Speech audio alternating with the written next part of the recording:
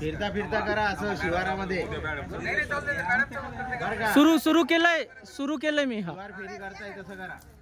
नमस्कार. नमस्कार. मोठ्याला जरा नमस्कार. नमस्कार. आपलं कोणतं गाव आहे? पळशी. ओके. तुम्ही सामाजिक नकाशा बनवला होता पळशीचा तिकडे, बरोबर? तर हे आता कोणता नकाशा आहे? शिवाराचा बरोबर. तर आपलं गाव पहिलं कसं होतं? बाकास गावामध्ये आपल्याकडे काय काय होतं ते अगोदर सांगतो आणि त्याच्यानंतर झाकास कसं झालं ते सांगतो. तर आपल्याला जी निसर्गतः जी संसाधन साधनं लाभली होती त्याच्यामध्ये एक आलं फॉरेस्ट. ही आपण पाहिलं असेल, इकडे बांबू वगैरे तुम्हाला दिसत आहे. हे फॉरेस्ट आपल्याला निसर्गतः लाभलेलं आहे. आणि त्याच्यानंतर त्याच्यातून जी हा वडा आणि इकडनं एक वडा आला, त्या वड्यामधून एक मोठा वडा तयार झाला, तो गावाच्या बाजूला निघाला. तो म्हणजे कोणतं? पाणलोटाचं मुख, बरोबर. पाणलोटाच्या मुखापासून आपण सर्वे करायला चालू केलं. म्हणजे कोणता सर्वे करायला चालू केलं? शिवार फेरी. कारण आपल्याला बकास जाकास करायचंय म्हणून. मग त्याच्यानंतर जी गावकऱ्यांनी तुम्ही सुचवलं, ही आम्ही फक्त स्ट्रक्चर उभा केले. सुचवलंय कुणी? तुम्हीच.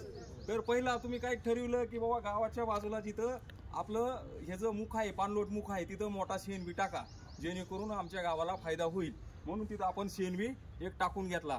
आणि जी साखळी पद्धत होती सीएनबीची, त्याप्रमाणे जिथपर्यंत सीएनबी बसते तिथपर्यंत आपण सीएनबी टाकलं.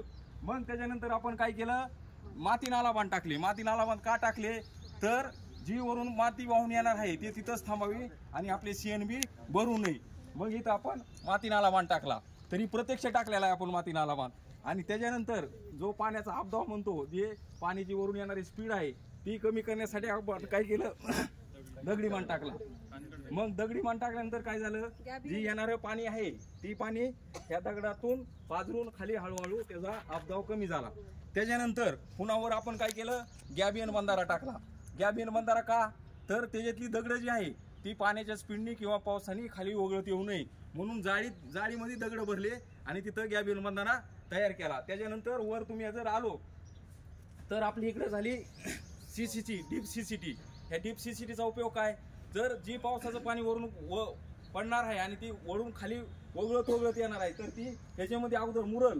म्हणजे मुरल्यामुळे काय होईल? भूगर्भातील पाण्याची पातळी वाढणार आहे आणि त्यामुळे जी आपल्या खाली विहिरी आपण प्रस्तावित केलेला आहे त्याला नक्कीच एक पीक आपलं येणार आहे. त्याच्यानंतर वर आपण गवत वगैरे लागवड केलेली आहे. सरांनी सांगितल्याप्रमाणे गवत का लागवड करायची होती?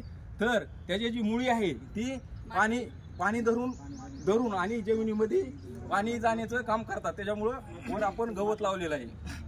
त्याच्यानंतर दुसऱ्या वड्याला आपण ते स्ट्रक्चर केलेलं आहे प्रस्तावित. पहिलं ह्या गावात फक्त एकच सीएनबी होता. त्याच्यानंतर आपण सगळे सीएनबी, दगडी बांध, गॅबियन बंधारे प्रस्तावित केलेले आहे. हा एक वडा आहे, त्याला आपण सीएनबी, माती नाला बांध आणि वृक्ष लागवड ही पण केलेली आहे. त्याच्यानंतर इथं आलंच तुमचं शेततळ एकच होतं प्रस्तावित आणि नंतर आम्ही एक केलं मोठं. कोणतंही सामूहिक शेततळ 44 बाय 44.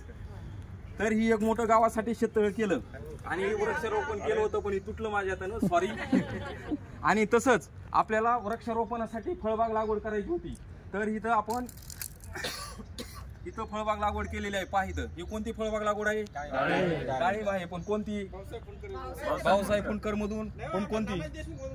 बरं, नानाजी देशमुख मधून आपण करणार आहेत.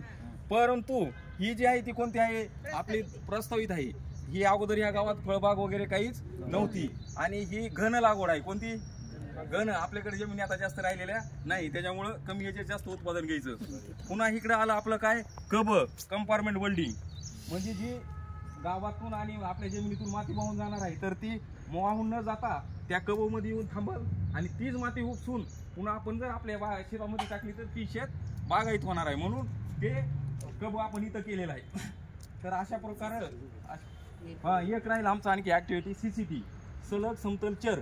तर ही सलग समतल चर आपण इथं दाखवले, प्रस्तावित केलेले आहेत. नंतर परत इथं ठिबक सिंचन जेणेकरून आणि 80% अनुदानावर नंतर आपल्याला ठिबक सिंचन घेतलेलं आहे इथं. आणि इथं शेडनेट एक हे केलेलं आहे. स्ट्रॉबेरीची लागवड केली आहे इथं बऱ्यापैकी. हा बोरगावून आला, बोरगावच्या मातेवर विहीर पुनर्भरण जेणेकरून आपल्याला हे जो छोटा वाडा आहे त्याचं पाणी म्हणजे 2 टप्प्यामध्ये राहतं.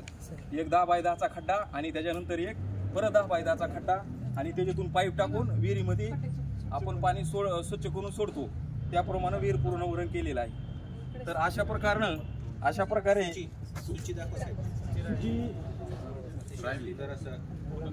आता ही जी सूची बनवली होती तर सूचीला आम्हाला जागा कमी पडल्यामुळं आणि वेळेअभावी आम्ही मर्यादित सूची केलेली आहे. तर सूचीमध्ये इथं तुम्ही पाहिलं असेल ही दिशा गावाची, ही गावठाण, ही प्रस्तावित कामे आणि ही झालेली कामे. तर झालेली मध्ये आपण काय दाखवलं होतं, गावसीमा, रस्ते, वनक्षेत्र, नदी, विहीर, शेततळे, फळबाग थोडीफार होती. आणि नंतर जे प्रस्तावित होते त्याच्यामध्ये आपण विहीर, शेततळे, फळबाग, दगडी बांध, विहीर पुनर्भरण, CCTV, कंपाऊंड बिल्डिंग, सिमेंट नालाबांध आणि माती नालाबांध एवढ्या ॲक्टिव्हिटी दाखवलेल्या आहेत. आणि अशा प्रकारे आम्ही संशोधनचा नकाशा बनवला. नमस्कार. बाकास गावला जागा करण्यासाठी काम केलं.